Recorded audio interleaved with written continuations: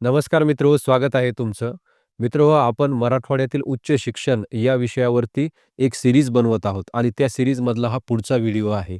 यामध्ये आपण पाहत आहोत, की मराठवाड्यामध्ये सध्या उच्च शिक्षणाची स्थिती काय आहे आणि त्यासाठी आपण काय प्रयत्न त्या ठिकाणी करणार आहोत किंवा कशा पद्धतीनं आपल्याला या परिस्थितीला सामोरं जाता येईल याबद्दल आपण या ठिकाणी चर्चा करत आहोत. तर आज आम्ही आमच्या महाविद्यालयामध्ये जे काही उपक्रम या संदर्भामध्ये राबवलेले आहेत किंवा राबवणार आहोत, त्याबद्दल आपण माहिती पाहणार आहोत. तर या ठिकाणी आपण मागच्या व्हिडिओमध्ये पाहिलेलं आहे, की मराठवाड्यातील उच्च शिक्षणाची जी परिस्थिती आहे किंवा आजची जी सद्यस्थिती आहे, अतिशय ती भयावह आहे. विद्यार्थ्यांमध्ये कमालीची उदासीनता आहे किंवा विद्यार्थी महाविद्यालयाकडे फिरकत नाहीत. अतिशय कमी प्रमाण या ठिकाणी झालेलं आहे. त्यासाठी आम्ही आमच्या महाविद्यालयामध्ये एक जी मोहीम राबवली, ती म्हणजे हर घर शिक्षक नावाची एक मोहीम आम्ही त्या ठिकाणी राबवलेली आहे आणि या मोहिमेअंतर्गत आम्ही विद्यार्थ्यांना प्रत्यक्ष त्यांच्या घरी जाऊन या ठिकाणी भेटलेलो आहोत. तर त्याचा एक छोटासा आढावा या ठिकाणी आपण पाहणार आहोत.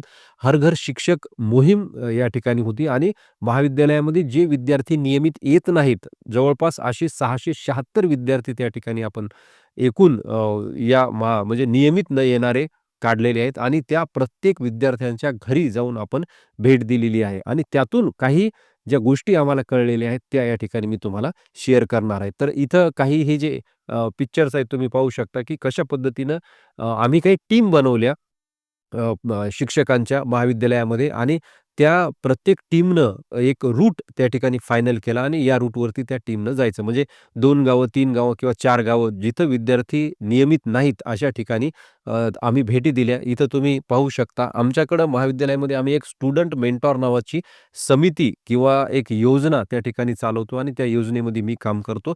दत्तक पालक योजनेच्या अंतर्गत या ठिकाणी हे सगळं आम्ही केलेलं आहे. हर घर शिक्षक या मोहिमेला नाव दिलं आणि जवळपास 676 विद्यार्थ्यांच्या घरी प्रत्यक्ष जाऊन आम्ही भेटी दिलेल्या आहेत. तर इथं तुम्ही पाहू शकता आम्ही त्यांच्या पालकांना देखील भेटलेलो आहोत, त्या मुलांना भेटलेलो आहोत आणि नेमकं काय कारण आहे, तुम्ही नियमित का येत नाही याबद्दल चौकशी केली. त्यासाठी आम्ही एक सर्व्हे केला आणि त्या सर्व्हेमध्ये एक क्वेश्चनियर या ठिकाणी आम्ही तयार केलेला आहे. एक पालकांसाठी आणि एक विद्यार्थ्यांसाठी. आमच्या टीममध्ये जवळपास एका टीममध्ये 4 ते 5 शिक्षक असे आम्ही नेमून दिलेले आहेत आणि त्याच्यामध्ये तुम्ही पाहू शकता, की काही शिक्षक हे त्या विद्यार्थी किंवा पालकांशी बोलत आहेत किंवा त्यांच्याकडून माहिती काढून घेत आहेत आणि एक शिक्षक जो आहे तो या ठिकाणी तो सगळं लिहून घेत आहे, की काय म्हणणं आहे त्यांचं नेमकं. एक मोठा सर्व्हे या ठिकाणी आम्ही केलेला आहे. तुम्ही पाहू शकता इथं या ठिकाणी एक शिक्षक लिहितोय, बाकी त्या घरच्या मंडळींशी बोलत आहेत. इथंही तशाच पद्धतीने असं या ठिकाणी आम्ही जवळपास ह्या टीम तयार करून 676 विद्यार्थ्यांच्या घरांना भेटी दिलेल्या आहेत आणि तिथून आम्हाला जी काही माहिती मिळालेली आहे, ती माहिती आम्ही एक जो सर्व्हे एक क्वेश्चनेअर किंवा एक फॉर्म जो आहे तो तयार केला. विद्यार्थ्यांसाठी एक आणि पालकांसाठी एक आणि त्यानुसार आम्ही ती माहिती त्या ठिकाणी गोळा केलेली आहे. तर इथं तुम्हाला हा फॉर्म पाहू शकता तुम्ही, की हा जो फॉर्म आहे किंवा ही जी प्रश्नावली आहे ती विद्यार्थ्यांसाठी आहे आणि एक पालकांसाठी. तर विद्यार्थ्यांसाठी आम्ही काही प्रश्न या ठिकाणी विचारलेले आहेत किंवा तिथं शिक्षक गेल्यानंतर विद्यार्थ्यांना ते प्रश्न विचारत होते आणि याच्यामध्ये एक 9-10 प्रश्न आम्ही त्या ठिकाणी घेतलेले आहेत. त्याच्यामध्ये पहिला प्रश्न आहे, तुम्हाला तुमचे पदवी किंवा डिग्रीचे शिक्षण हे महत्त्वाचे वाटते का? काही पर्याय दिलेले आहेत. त्यांचं नेमकं काय मत येतं हे आम्ही जाणून घेतलं. दुसरा प्रश्न आहे या ठिकाणी अ, जो त्यांना विचारलेला आहे, तुमच्या दृष्टिकोनातून महाविद्यालयात येण्यासाठी कोणकोणत्या अडचणी आहेत? म्हणजे तुम्हाला काय अडचणी आहेत? तुम्ही का येत नाहीत? तर खाली त्याला काही पर्याय दिले आणि त्यांच्या मते काय आहे हे सुद्धा जाणून घेण्याचा प्रयत्न केला, का येत नाहीत.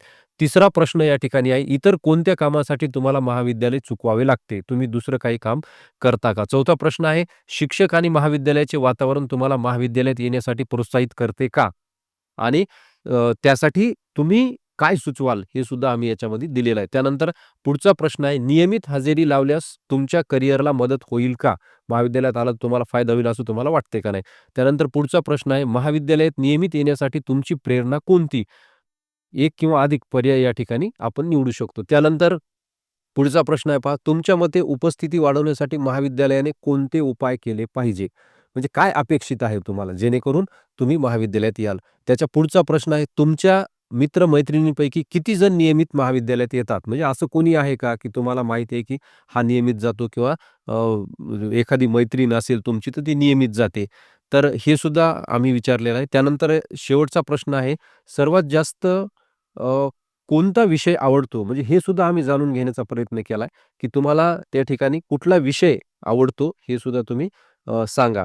त्यानंतर एक प्रश्न असाही आम्ही याच्यामध्ये घेतलेला आहे, की कोणत्या सांस्कृतिक कला प्रकार अथवा क्रीडा प्रकार आपल्याला आवडतो? म्हणजे तुमची काही रुची आहे का? सांस्कृतिक एखाद्या इव्हेंटमध्ये तुम्ही भाग घेणार आहात का? किंवा कुठलं एखादं स्पोर्ट्स तुम्ही खेळता का? हे सुद्धा आम्ही विचारलेलं आहे. त्याच्यावरती आम्ही विद्यार्थ्यांच्या प्रतिक्रिया घेतल्यात.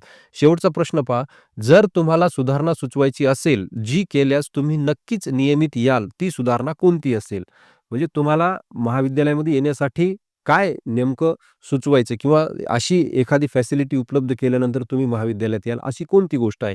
ती आम्ही विचारली आणि जवळपास हा जो डेटा आहे, खूप मोठा डेटा आमच्याकडे तयार झालेला आहे. याचं विश्लेषण करणं सुरू आहे. परंतु या भेटीमध्ये जे निष्कर्ष आम्हाला मिळालेले आहेत किंवा जी आमची निरीक्षण आहेत, ती आम्ही नोंदवलेली आहे. ती इथं मी तुमच्याशी शेअर करणार आहेत आणि पुढच्या व्हिडिओमध्ये जे पालकांसाठी आपण एक प्रश्नावली जी बनवलेली आहे, त्यामध्ये काय आहे ते आपण पाहणार आहोत. तर इथं बघा काही निरीक्षणं म्हणजे आम्ही तिथं गेल्यानंतर आम्हाला नेमकं काय वाटलं किंवा विद्यार्थ्यांचा नेमका कल काय आहे, परिस्थिती काय आहे, ग्राउंड लेव्हलवरती काय चाललंय, तर हे आम्ही तिथं पाहिलेलं आहे. आणि पहिलं जे सगळ्यात महत्त्वाचं आम्हाला निरीक्षण या ठिकाणी वाटलं ते म्हणजे कमालीची उदासीनता. विद्यार्थ्यांमध्ये प्रचंड उदासीनता आहे, की शिकायचं का? हाच मोठा प्रश्न त्याच्यापुढे आहे किंवा डिग्री करून करायचं काय? असं आम्हाला अनेक ठिकाणी जाणवलेलं आहे. हे वास्तव आहे आणि याच्यावरती आपल्याला काम करणं गरजेचं आहे. दुसरी गोष्ट आम्हाला अशी जाणवली, की बुवा तुम्ही घरी अभ्यास वगैरे करता का? तर अजिबात नाही. अभ्यासात कुठलाही रस या विद्यार्थ्यांना आम्हाला दिसलेला नाही. आता याच्यामध्ये सगळेच विद्यार्थी आहेत का? तर नाही. याच्यामध्ये काही विद्यार्थी असे आहेत, की जे ही निरीक्षणं जास्तीत जास्त विद्यार्थ्यांबद्दलची आहेत. म्हणजे जास्तीत जास्त विद्यार्थी या कॅटेगरीमध्ये त्या ठिकाणी येतात. कुठल्याही विषयामध्ये रुची नाही, कुठल्याही विषयामध्ये आवड नाही. काही केलं पाहिजे असं देखील त्यांना वाटत नाही. तर ही जी परिस्थिती आहे ती अतिशय गंभीर आहे. त्यानंतर आम्हाला ही विद्यार्थी किंवा ही जी मुलं आहेत ती मोबाईलमध्ये खूप मोठ्या प्रमाणात मग्न असलेली पाहायला मिळाली. तर हे सुद्धा एक वास्तव आहे. त्याच्यामुळं कदाचित त्या ठिकाणी ते जे विद्यार्थी आहेत त्यांचा कुठल्याही विषयामध्ये रस नसेल. त्यानंतर वर्गात लक्ष नाही. आता याच्यापैकी काही विद्यार्थी जे आहेत ते आमच्याकडे महाविद्यालयात येतात. म्हणजे काही हॉस्टेलला राहणारे विद्यार्थी किंवा काही जवळचे जे विद्यार्थी आहेत ते आमच्याकडं येतात. परंतु जे विद्यार्थी नियमित येतात त्यांची देखील परिस्थिती अतिशय गंभीर आहे. म्हणजे वर्गामध्ये त्यांचं लक्ष नाही. सर जर शिकवत असतील तर त्या ठिकाणी ते वर्गातून बाहेर कुठेतरी पाहतात किंवा खिडकीतून बाहेर पाहतात किंवा चलबिचल त्यांच्या मनामध्ये आहे कुठलंही असं त्या ठिकाणी आपण शिकतोय, आपण ऐकलं पाहिजे अशी परिस्थिती दिसत नाही. हे बऱ्याच वेळा त्या ठिकाणी होतंय. म्हणून या ठिकाणी जो आमच्याकडं येणारा बेस आहे किंवा उच्च शिक्षणामध्ये येणारे जे विद्यार्थी आहेत त्यांचा पाया अतिशय कच्चा आहे. मूलभूत गोष्टींचं त्यांना ज्ञान नाही. हे फार गंभीर आहे आणि हे आम्ही वास्तव त्या ठिकाणी या ठिकाणी मांडतोय किंवा हे आम्ही पाहिलेलं आहे. म्हणजे त्यांचा पाया कच्चा आहे म्हणजे काय? तर काही बेसिक गोष्टी ज्या आहेत. आता इंग्रजीसारखा विषय आपण 1ली पासून 12वी पर्यंत शिकतो. परंतु इंग्रजीमध्ये चांगल्या पद्धतीनं 3-4 वाक्य देखील त्यांना लिहिता येत नाहीत. इव्हन त्यांना कधी-कधी तर सांगितलेलं जे आपण या ठिकाणी वर्गामध्ये डिक्टेशन करतो, ते सुद्धा येत नाही. प्रचंड स्पेलिंग मिस्टेक असतात किंवा प्रचंड त्यामध्ये म्हणजे हे इंग्रजीच्या बाबतीत, इतरही बाबतीत तसंच आहे. म्हणजे मराठी विषय असेल किंवा इतर कुठलाही विषय असेल, त्यांना व्यवस्थितपणे त्यांचे विचार मांडता येत नाही. उभं राहून त्यांना त्या ठिकाणी व्यवस्थितपणे बोलता येत नाही किंवा एखाद्या विषयावर त्यांचं मत मांडता येत नाही. ही जी प्रगल्भता आहे ती देखील त्यांच्यामध्ये दिसत नाही. तर ही अतिशय गंभीर अशा प्रकारची गोष्ट आहे. याच्यावरती आपल्याला सगळ्यांना या ठिकाणी काम करणं गरजेचं आहे. त्यानंतर पुढचं जे आमचं निरीक्षण आहे अतिशय महत्त्वाचं ते म्हणजे गळतीचं प्रमाण खूप आहे. म्हणजे काही विद्यार्थी आज येतात, उद्या येत नाहीत किंवा काही विद्यार्थी हे नियमित येण्याचा प्रयत्न करतात, परंतु पुढं परीक्षेमध्ये ते पास होत नाहीत किंवा त्या पद्धतीचा त्यांचा अभ्यास नसतो. म्हणजे फर्स्ट सेमिस्टरला जर अनेक विद्यार्थी किंवा जास्तीत जास्त विद्यार्थी बसले असतील, तर त्यापैकी जास्तीत जास्त विद्यार्थ्यांचे जे गळतीचं प्रमाण आहे ते जास्त आहे. म्हणजे ते पास होत नाही.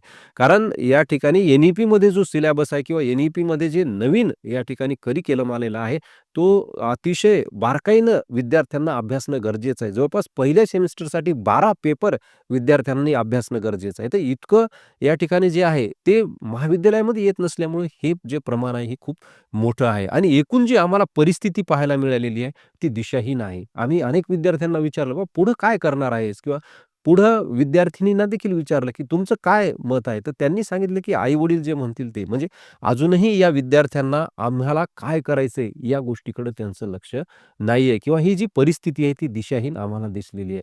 तर याची कारणं शोधण्याचा हे असं का आहे? याची कारणं शोधण्याचा आम्ही या ठिकाणी प्रयत्न केलेला आहे. तर ह्या कारणांमध्ये जे आम्ही क्वेश्चनेअर तयार केलेली आहे. त्यामध्ये ही काही उत्तरं आम्हाला त्या ठिकाणी मिळालेली आहेत किंवा त्यांचं म्हणणं आम्ही अशा पद्धतीनं नोंदवलेलं आहे. आता पहिलं कारण अनेक विद्यार्थ्यांनी जे सांगितलेलं आहे, ती वाहतुकीची सोय. आता यापूर्वी महाविद्यालयामध्ये म्हणजे कोरोनाच्या काळाच्या अगोदर विद्यार्थ्यांची संख्या व्यवस्थित होती किंवा विद्यार्थी हे येत होते, नियमित येत होते.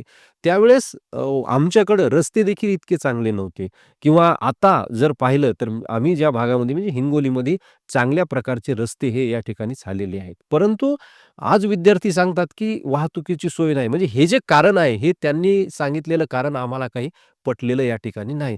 काही ठिकाणी आहे, हा प्रॉब्लेम आहे. परंतु अनेक गावं आता जी रोडवरती आहेत किंवा महाविद्यालयापासून जवळ आहेत, ते विद्यार्थी देखील हे कारण या ठिकाणी सांगतात. म्हणून या कारणामध्ये फारसं असं तथ्य आम्हाला वाटलं नाही. पण तरीही आम्ही या ठिकाणी आमच्या भागातील जे डेपो मॅनेजर आहेत बसचे, त्यांच्याकडे गेलो. त्यांना विनंती केली, की "बाबा काही गाड्या तुम्ही सोडा." तर काही गावांमध्ये ऑलरेडी गाड्या त्या ठिकाणी होत्या. त्यांनी सांगितलं, की "तुमच्याकडं सेनगावला वगैरे आम्ही गाड्या दिलेल्या आहेत." तर ही जी गोष्ट आहे, ही आम्हाला त्या ठिकाणी पटलेली नाही. म्हणजे फारसं यामध्ये तथ्य नाही असं मला वाटतं. त्यानंतर दुसरं जे कारण सांगितलं विद्यार्थ्यांनी, की नियमित का येत नाही, तर स्पर्धा परीक्षेची तयारी करतो. यामध्ये अनेक विद्यार्थी म्हणजे मोठ्या प्रमाणात जे विद्यार्थी आहेत, ते त्यांनी सांगितलं, की आम्ही बाहेर क्लासेस करतो. काही विद्यार्थ्यांनी सांगितलं, आम्ही ऑनलाईन क्लासेस करतो. काही विद्यार्थ्यांनी सांगितलं, मी कुठेतरी एखाद्या अभ्यासिकेमध्ये जाऊन अभ्यास करतो. परंतु ही जी स्पर्धा परीक्षेची तयारी आहे, त्यांना म्हणजे बेसिक जे आहे किंवा आपण ग्रॅज्युएशन किंवा पदवी केली पाहिजे आणि त्यानंतर आपण परीक्षा दिली पाहिजे, हेच मुळात त्यांना माहिती नाही. ते डायरेक्ट काहीतरी प्रवेश घेतात आणि पुढे जाऊन या ठिकाणी स्पर्धा परीक्षेची तयारी करतात आणि त्या स्पर्धा परीक्षांसाठी अनेक क्लासेसला ते फीस भरतात. प्रचंड फीस, हजारो रुपये फीस किंवा लाखो रुपये फीस देऊन ही विद्यार्थी तयारी करतात. आता ही जी संख्या आहे ती प्रचंड मोठी आहे. यावरती आपण एक स्वतंत्र व्हिडिओ बनवणार आहोत, की काय परिस्थिती आहे स्पर्धा परीक्षांची तयारी करणाऱ्या विद्यार्थ्यांची. यामध्ये किती विद्यार्थी यशस्वी होतात आणि खरंच ते सीरियस आहेत का? अनेक विद्यार्थी आम्ही पाहिले ते फक्त सांगतात स्पर्धा परीक्षेची तयारी करतो, परंतु त्या संबंधी असलेली त्यांची जी सीरियसनेस आहे ती दिसत नाही किंवा त्या संबंधानं असलेला त्यांचा अभ्यास देखील दिसत नाही. फक्त काहीतरी कारण गावखेड्यातली जी मुलं आहेत ते सांगतात, की आम्ही अशी तयारी करतो म्हणून आमचं नियमित येणं होत नाही. मग आम्ही कधीतरी या ठिकाणी महाविद्यालयात येऊ 8 दिवसातून 1-2 दिवस. तर अशी परिस्थिती या ठिकाणी आहे. तर हे जे कारण आहे हे सुद्धा गंभीर आहे. तर याच्यावरती आम्ही काम करणार आहोत. कारण आमच्याकडं आमच्या महाविद्यालयामध्ये एक कॉम्पिटिटिव्ह एक्झामची सेल आहे. त्यामार्फत देखील आम्ही यावरती काम करतो. पदवी केल्याने कुठे नोकरी आहे? अनेक विद्यार्थ्यांचं असं म्हणणं आहे, की बाबा काय आम्ही बी-ए किंवा बी-कॉम, बी-एस-सी करून आम्हाला कुठे नोकरी मिळणार? परंतु त्यांनी हा संबंध जो डायरेक्ट शिक्षणाचा आणि नोकरीचा जोडला, मुळात हाच या ठिकाणी मला चुकीचा वाटतो. याचं कारण असं आहे, की आपल्याकडे काहीतरी स्किल असल्याशिवाय आपल्याला कोण हायर करणार आहे? ही गोष्ट पहिल्यांदा त्यांनी लक्षात घेतली पाहिजे. आणि आता जे नवीन शैक्षणिक धोरण आलेलं आहे, त्यामध्ये अनेक स्किल बेस्ड जे कोर्सेस आहेत, ते विद्यार्थ्यांना करता येतात किंवा त्या पद्धतीनं त्यांना जाता येतं. म्हणून हे जे आहे, की कुठं नोकरी मिळणार आहे किंवा आपण स्वतःच्या पायावर उभं राहणार का नाही? हा जो प्रश्न आहे, हा त्यांना या ठिकाणी आपण चुकीच्या पद्धतीनं शिक्षणाकडे ते त्यांचा जो पाहण्याचा दृष्टिकोन आहे, यातून निर्माण झालेला आहे. तर याच्यावरती देखील आपल्याला काम करणं गरजेचं आहे. त्यानंतर काही विद्यार्थ्यांनी असं सांगितलं, की "सर माझा मित्र येत नाही किंवा मैत्रीण येत नाही, मग मला कोणी सोबत नसतो." आता हा जो प्रश्न आहे, हा अनेक विद्यार्थिनींचा आहे. म्हणजे अनेक विद्यार्थिनी असं सांगतात, की "मला कोणी सोबत नाही." म्हणून मी महाविद्यालयात येत नाही किंवा माझी मैत्रीण येत नाही किंवा आमच्या गावातून कोणी नाही. तर हा हा सुद्धा एक गंभीर अशा प्रकारचा विषय आहे. पहिल्यांदा आपल्याला शिक्षणाचं महत्त्व कळालं पाहिजे. शिक्षणाशिवाय पर्याय नाही आणि ही जी कारणं आहेत ती आपण बाजूला केल्याशिवाय आपल्याला पुढे जाता येणार नाही. आपण कसं शिक्षण घेणार? महाविद्यालयात आल्याशिवाय तुमचा सर्वांगीण विकास कसा होणार? ज्याला आपण व्यक्तिमत्व विकास म्हणतो. वेगवेगळ्या गोष्टी तुम्ही महाविद्यालयात करता, तो कसा होणार आहे? हा प्रश्न विद्यार्थ्यांना पडला पाहिजे. घरी बसून शिक्षण होणार नाही, हे आपण पहिल्यांदा लक्षात घेतलं पाहिजे. तर हे कारण सांगितलं, तर यामध्ये सुद्धा काही असं फारसं तथ्य आम्हाला वाटत नाही. त्यानंतर आर्थिक परिस्थिती सांगितली, की मग हा जो मुद्दा आहे, हा त्या ठिकाणी खरा आहे. म्हणजे अनेक विद्यार्थी आम्ही पाहिले, की त्यांना स्वतः काम करावं लागतं. घरची परिस्थिती नाजूक असते किंवा हलाखीची असते आणि त्यामुळे त्यांना त्या ठिकाणी दुसरीकडे काम करावं लागतं आणि उदरनिर्वाहासाठी हे आहे. परंतु याला सुद्धा आपल्याला पर्याय त्या ठिकाणी देता येईल. आता नवीन शैक्षणिक धोरणामध्ये आपण blended mode of teaching learning म्हणतो. तर असाही प्रयत्न या अशा विद्यार्थ्यांसाठी आम्ही करणार आहोत. ते आम्ही ठरवलेलं आहे, की त्यांना काही आम्ही ब्लेंडेड मोडमध्ये म्हणजे ऑडिओ व्हिडिओच्या माध्यमातून किंवा मटेरियल प्रोव्हाईड करून किंवा लाईव्ह सेशन्स घेऊन या एकूण मूळ प्रवाहामध्ये आणता येते का याच्यावरती आम्ही काम करणार आहोत. तर अशा पद्धतीने हे या ठिकाणीची कारणं आहेत त्यांनी सांगितलेली आहेत. परंतु हे सगळं जे आम्ही पाहिलेलं आहे ते अतिशय गंभीर आहे. यानंतर आम्हाला काही विद्यार्थ्यांचा रिस्पॉन्स मिळाला. काही विद्यार्थी हे नियमित त्या ठिकाणी प्रथम जे सत्र आहे त्यामध्ये आलेले आम्ही पाहिले. मग त्यासाठी वेगवेगळ्या ॲक्टिव्हिटीज घेणं, त्यांसाठी वेगवेगळं त्या ठिकाणी महाविद्यालयामध्ये काम करणं हे आम्ही सुरू केलेलं आहे. तर आतापर्यंत हे अशा पद्धतीनं या ठिकाणी परिस्थिती आहे. तुमच्याकडे काय परिस्थिती आहे किंवा तुम्हाला याबद्दल काय वाटतं? कृपया कमेंट करून नक्कीच कळवा. यावरती आपण या ठिकाणी एक मोठी उपाययोजना आपल्याला करता येते का? सार्वजनिकरित्या त्यावरती आपण चर्चा करणार आहोत. परंतु या सीरीजमधले सगळे व्हिडिओ तुम्ही पाहावेत असं या ठिकाणी मी तुमच्या सगळ्यांना आवाहन करतो. पुढचा व्हिडिओ जो आहे तो येईल आपला पालकांचं काय मत आहे याबद्दल, पालकांमध्ये काय या उच्च शिक्षणाबद्दल एकूण परिस्थिती आहे ते आपण जाणून घेणार आहोत. तर भेटूया पुढच्या व्हिडिओमध्ये. धन्यवाद.